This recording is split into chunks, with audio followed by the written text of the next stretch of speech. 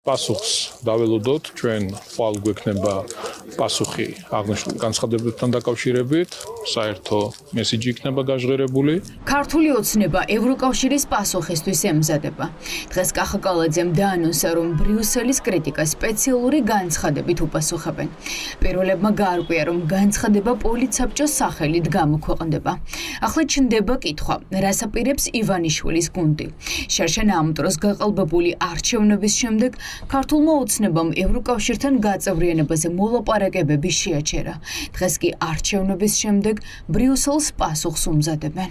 ჩემი პოზიცია მარტივია, არც კალასი და არც მეორე რაგვარია ვერ გიშველით. იმიტომ რომ ქართველი ხალხი არ გიჭერთ მხარს. ევროკავშირი რო არ გიჭერთ მხარს ეს საერთოდ არ არის საინტერესო. ჩემთვის ყველაზე მნიშვნელოვანი არის ანაირად არ არის ბატონო კახა ევროკავშირი მნიშვნელოვანი. ერთი რამ უნდა გაიგოთ თქვენ. ამ ქვეყნის ბატონ პატრონი, აი არის ჩვეულებრივი რიგით მოქალაქეები, ვისაც ხედავთ აქ. ქვეყნის მოსახლეობა და არა ვიღაცა კალასები, მალასები და ვიღაცები გარედან. არჩევნებიდან 2 დღეც არ გასულა და კალაძემ თქვა, რომ ევროკავშირის საინტერესო აღარ არის. არა და აქამდე ივანიშვილის პრემიერი გვპირდებოდა, რომ 2030-ში საქართველოს ევროკავშირში შეიყვანდნენ. არჩევნების შემდეგ ოცნების ანტიევროპული რიტორიკა გაძლიერდა. ეს განცხადებები სამწუხაროდ ემსგავსება ბრიუსელის მხრიდან და შემდგომ რომ ზოგიერთი დედაქალაქი აუბავს ხოლმე მხარს, რაც გაფუჭებულ მაგნიტაფონს კასეტა რო ჩაიხოს და რამდენჯერაც ამასთანავე მისი ჩართვა ერთი და იგივე სიტუაციაში, ან უბრალოდ განსხვავებულ სიტუაციაში, განსხვავებულ კონტექსტში იმეორებს ერთი და იგივეს.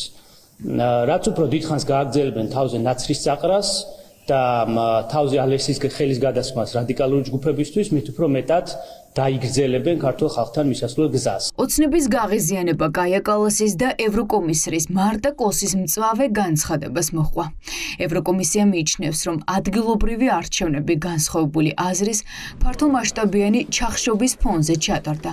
ეს ნიშნავს იმას, რომ პოლიტიკური პატიმრებისა და რეპრესიული კანონების ფონზე, როცა არჩევნებს არ ყავს საერთაშორისო დამკვირვებლები, არჩევნებს ევროკავშირი არასამართლიანად და არაკონკურენტულად მიიჩნევს. Right now we're again in a context ახლა იმ მდგომარეობაში ვართ, რომ მასიური დემოკრატიული უკუსლის გამო, რომელსაც საქართველოში ვხედავთ, ჩვენ შევამცირეთ პოლიტიკური კონტაქტი და მინიმუმამდე დავიყვანეთ, ასე რომ მთელი ჩვენი მხარდაჭერა მიემართება დამოუკიდებელ მედიასა და სამოქალაქო საზოგადოებას.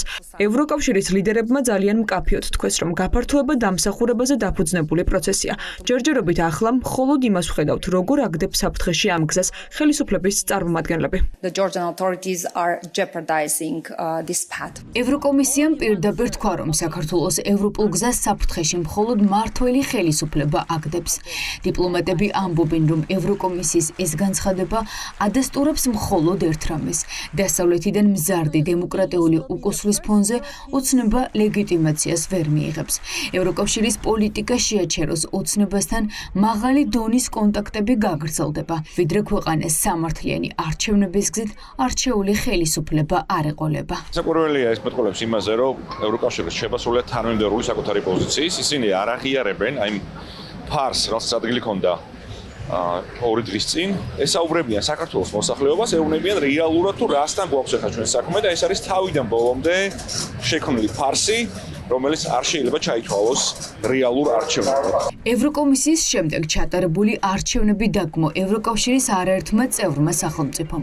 შვედეთი, ფინეთი, ლიეტუვა, ლატვია, ნორვეგია სამწუხაროდ დღეს საქართველოს დემოკრატიისთვის წერენ პარტნიორები და ამბობენ, რომ არჩევნები არასამართლიანი და არადემოკრატიულ გარემოში ჩატარდა. ქართული ოცნების ლეგიტიმაციას არაფერი არ ეშველება, ეს არის არალეგიტიმური ხელისუფლება, რომელიც ვერ შეიძენს ვერანაირად ლეგიტიმაციას. ლეგიტიმაციის დაბრუნების ერთადერთი წყარო საქართველოში არსებობს ერთადერთი გზით, ახალი საპარლამენტო არჩევნების სამართლიან პირობებში. ადგილობრივი მმართველობის არჩევნები შეფასებულია როგორც არასამართლიანი და არათავისუფალ გარემოში ჩატარებული არჩევნები. ავტოკრატიის კონსოლიდაცია, შეიძლება გვესმის ეს სიტყვები მათგან, სწორედ ამიტომ ეს განცხადება მიმდინარე პროცესები აუცილებლად იქნება იმის გარანტორი, რომ ქართული ოცნება მიიღებს იმაზე მეტ სანქციას, ვიდრე ის მათ წარმოუდგენია. კრიტიკას ბრიუსელიდან ოცნება წყობიდან გამოჰყავს, ამიტომ პარტნიორებთან სულ კონფრონტაციაში შედიან.